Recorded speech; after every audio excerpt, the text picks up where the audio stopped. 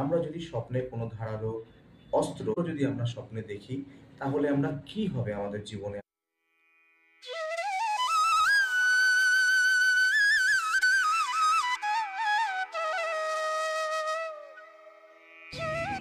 নমস্কার, আমি গৌতম মণ্ডল, বৈদিক জ্যোতিষ চেম্বারে আপনাদেরকে স্বাগত জানাই।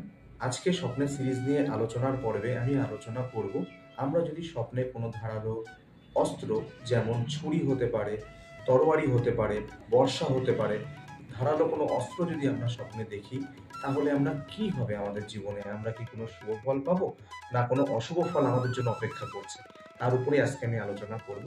তার আগে আমি একটু কথা বলতে চাই যে আপনাদের যদি কোনো টপিকের উপর, কোনো সাবজেক্টের উপর জানার ইচ্ছে থাকে, স্বপ্নের সিরিজও হতে পারে বা অ্যাস্ট্রোলজি রিলেটেড কোনো সাবজেক্ট হতে পারে যেটা আপনাদের জানা দরকার বা জানার ইচ্ছা, তাহলে আমাদেরকে কমেন্ট বক্সে কমেন্ট করুন। আশা করি আমরা আপনার উত্তরটি দেওয়ার চেষ্টা করব।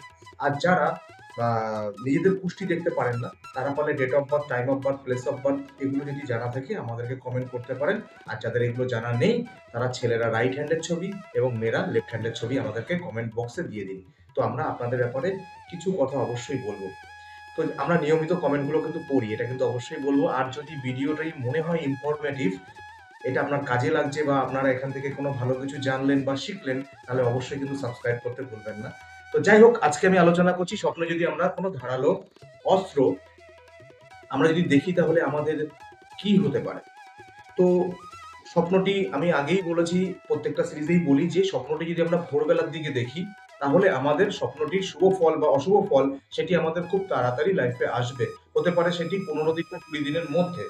কিন্তু আমরা স্বপ্নটি যদি অনেক গভীর রাত্রে দেখি, যেমন 12টা 1টার দিকে, যারা একটু তাড়াতাড়ি ঘুমিয়ে পড়েন, তারা যদি 12টা 1টার দিকে স্বপ্ন দেখেন, তো সেই স্বপ্নটি বাস্তব রূপ নিতে মিনিমাম 6 মাসও লাগতে পারে। তো যাই হোক, স্বপ্নে যদি আপনারা কোনো ধারালো অস্ত্র দেখেন, তো আমি বলবো এই স্বপ্নটি অতি শুভ স্বপ্ন।